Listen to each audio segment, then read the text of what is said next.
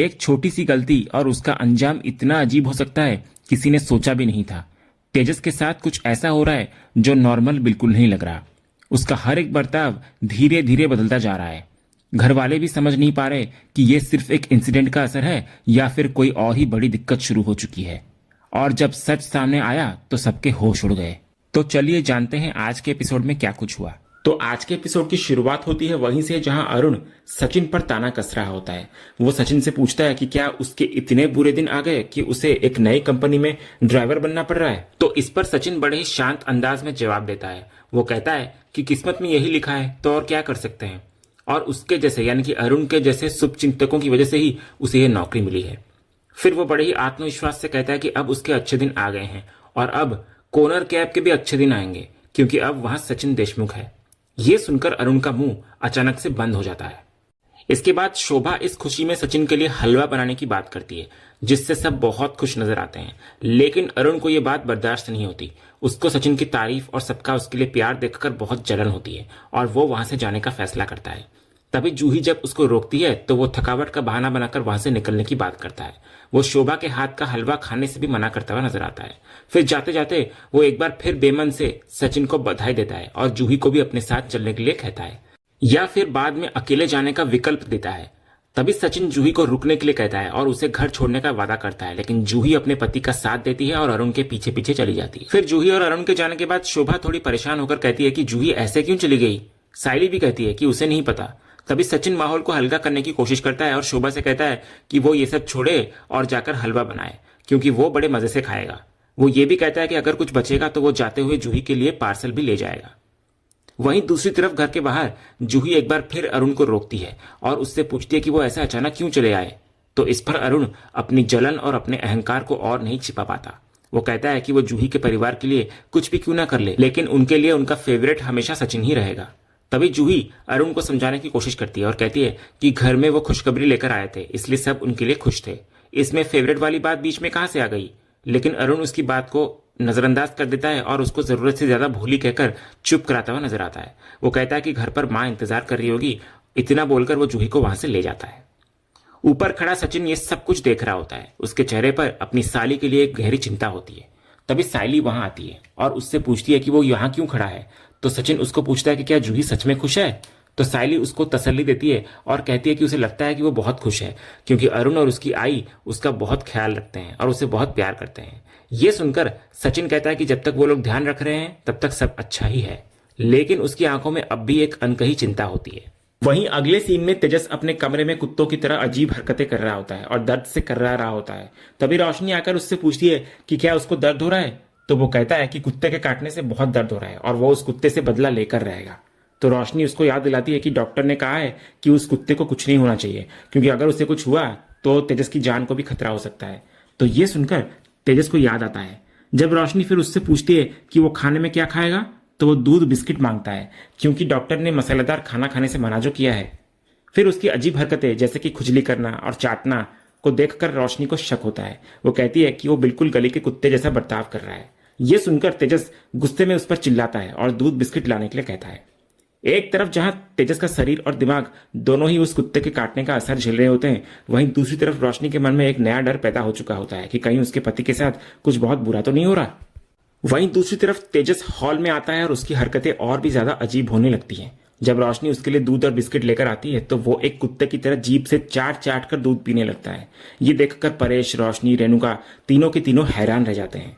जब साइली फिर परेश के लिए दूध लेकर आती है तो तेजस उसको भी देखकर ललचाने लगता है। तो परेश उसे वो दूध भी दे देता है और वो उसे भी उसी तरह पीने लगता है।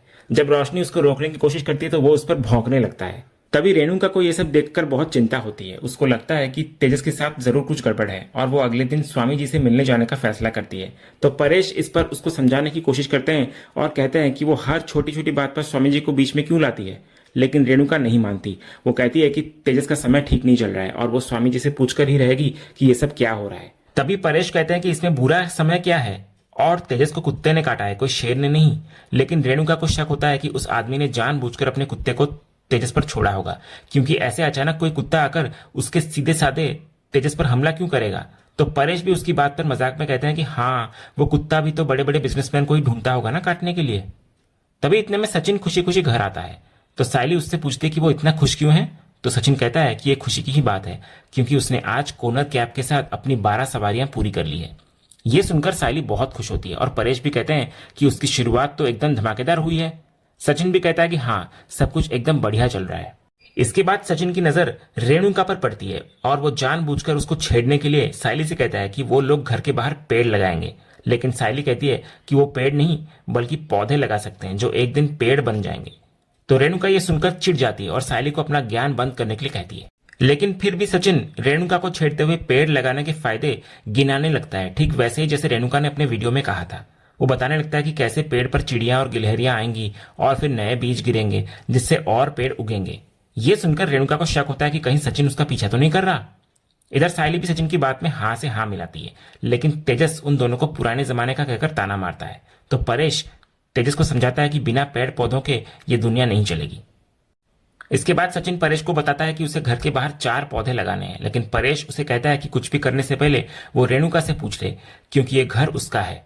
इस पर सचिन कहता है कि इसकी कोई जरूरत नहीं है, क्योंकि पौधे लगाने का आइडिया तो उसने रेणुका से ही सीखा है।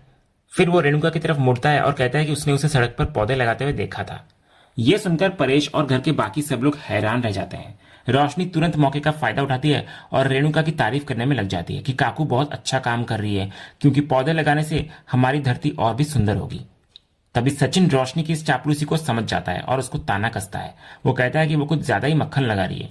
फिर वो उससे पूछता है कि क्या सिर्फ उसकी काकू के लगाए हुए पौधे ही पेड़ बनते हैं और बाकी दुनिया के लगाए हुए पौधे क्या लोहे के खंभे बन जाते हैं। तो रोशनी जवाब देती है कि बात सिर्फ पौधे लगाने की नहीं है, बल्कि कुछ लोगों के हाथ शुभ होते हैं और काकू के हाथ भी वैसे ही हैं। लेकिन सायली इस पर रोशनी को टोकती है। वो बड़ी समझदारी से कहती है कि ऐसी कोई बात नहीं है, पौधे का पेड़ बनने के लिए उसकी देखभाल करनी पड़ती है, ठीक वैसे ही जैसे हम छोटे बच्चे की करते हैं। वो कहती है कि इंसान के बच्चे तो शायद बड़े होकर अपने माँ बाप को छोड़ भी दे, लेकिन पेड़ कभी अपनी छांव देना नहीं भूलता। इसके बाद सचिन दोबारा रेणुका का मजाक उड़ाता है और कहता है कि बाबा की बाइक को शायद अपने बुढ़ापे के लिए पेड़ लगा रही है। वो तेजस को अपने साथ मिट्टी उठाकर पौधा लगाने के लिए कहता है, लेकिन जब तेजस अपनी हालत का हवाला देकर मना कर देता है तो सचिन उसे कुत्ता कहकर छोड़ देता है और सायली को अपने साथ चलने के लिए कहता है। लेकिन रेणुका उन दोनों को रोक देती है। वो बहाना बनाती है कि वो नहीं चाहती कि पड़ोसी पत्ते गिरने की वजह से शिकायत करे, और अगर सचिन को पेड़ लगाना ही है तो वो कहीं और जाकर लगाए जहां पेड़ों की जरूरत हो। इतना बोलकर वो वहां से चली जाती है। इसके बाद सचिन परेश को कहता है कि रेणुका के बर्ताव में जरूर कोई गड़बड़ी है। वो कहता है कि कैसे वो पल में अच्छी बन जाती है और पल में पलट जाती है, और कैसे शकुंतला हर वक्त उसके साथ रहकर वीडियो बनाती रहती है। लेकिन परेश उसकी बातों को ज्यादा तवज्जो नहीं देते और कहता है कि अगर रेणुका कोई अच्छा काम कर रही है तो इसमें ज्यादा सोचने की जरूरत ही नहीं है। उधर रेणुका ये सारी बातें सुन चुकी होती है और उसका शक और भी गहरा हो जाता है कि सचिन उसका पीछा जरूर कर रहा है। फिर बाद में हम देखते हैं कि कमरे में सायली सचिन से तेजस के अजीब बर्ताव के बारे में अपनी चिंता जाहिर करती है। उसे डर होता है कि कहीं तेजस को रेबिस तो नहीं हो गया। लेकिन सचिन कहता है कि तेजस एक नंबर का नौटंकीबाज है और उसको तेजस से ज्यादा उस कुत्ते की फिक्र है जिसने उसे काटा है। वो कहता है कि उसको रेणुका और तेजस दोनों पर भरोसा नहीं है। सायली फिर बात को बदल देती है और सचिन को कहती है कि अब उसे सो जाना चाहिए, क्योंकि उसे कल सुबह जल्दी उठकर सवारी पर भी जाना है। तो सचिन उसकी मदद करने की पेशकश करता है फूलों के कामों में, लेकिन सायली मना कर देती है और कहती है कि बस 2 मिनट का काम बचा। तभी सचिन सायली को बड़े प्यार से देखने लगता है। दोनों के बीच एक प्यार भरा शरारती पल आता है। तभी सचिन उसको किस करने की कोशिश करता है, लेकिन सायली उसे छेड़ते हुए सोने का नाटक करने लगती है। सचिन भी उसके पास लेट जाता है और दोनों एक दूसरे का हाथ पकड़कर एक सुकून भरी नींद में सो जाते हैं। वहीं अगली सुबह जब सायली परेश के लिए चाय लेकर आती है तो परेश सचिन के बारे में पूछता है। तो सायली बताती है कि वो सुबह सुबह ही सवारी के लिए निकल गया है। तभी सचिन घर आता है और कहता है कि उसे कोनर कैब वालों ने सुबह से ही इतना बिजी रखा था कि वो पहले पनवेल गया और फिर वहां से गोरेगांव होते हुए घर लौटा है। ये सुनकर सब बहुत खुश होते हैं। इसके बाद जब तेजस वहां आता है तो उसकी कुत्तों वाली हरकतें और भी बढ़ जाती है। वो कुर्सी छोड़कर जमीन पर कुत्तों की तरह सोने की कोशिश करता है। जब परेश उसको पूछता है तो वो स्ट्रेचिंग का बहाना बनाता हुआ नजर आता है। तभी सचिन इस मौके को हाथ से जाने नहीं देता। वो जानबूझकर एक अखबार पढ़ता है जिसमें कुत्तों के काटने से जुड़े गंभीर मामलों की खबर होती है। वो तेजस की तरफ इशारा करके कहता है कि शायद अगला नंबर उसी का होने वाला है। रेणुका उसे ऐसी मनहूस खबरें पढ़ने से रोकती है, लेकिन तेजस के दिमाग में ये डर बैठ जाता है। सचिन फिर उसको दोबारा छेड़ता है और कहता है कि उसे उस कुत्ते के मालिक को फोन करके जीनू का हालचाल पूछना चाहिए, क्योंकि जब तक वो जिंदा है तभी तक तेजस की जान में जान है। फिर डर के मारे तेजस तुरंत उस कुत्ते के मालिक को फोन करता है और उसको पूछता है कि जीनू कैसा है। तो फोन के दूसरी तरफ से आंसर आता है कि जीनू तो गया। ये सुनते ही सारे घर वाले हैरान रह जाते हैं और इधर तेजस के चेहरे का रंग उड़ जाता है। और इसी चौंकाने वाले तनाव भरे पल के साथ यह एपिसोड यहीं खत्म होता है। तो दोस्तों, आपको आज का ये अपडेट कैसा लगा, अपनी राय हमें कमेंट करके जरूर बताएं। अगर आपको आज का वीडियो पसंद आया हो तो वीडियो को लाइक और शेयर जरूर करें, और उड़ने की आशा के आने वाले रोमांचक ट्विस्ट एंड टर्न्स जानने के लिए हमारे इस चैनल को सब्सक्राइब करना ना भूलें। मिलते हैं अगले वीडियो में, तब तक के लिए धन्यवाद।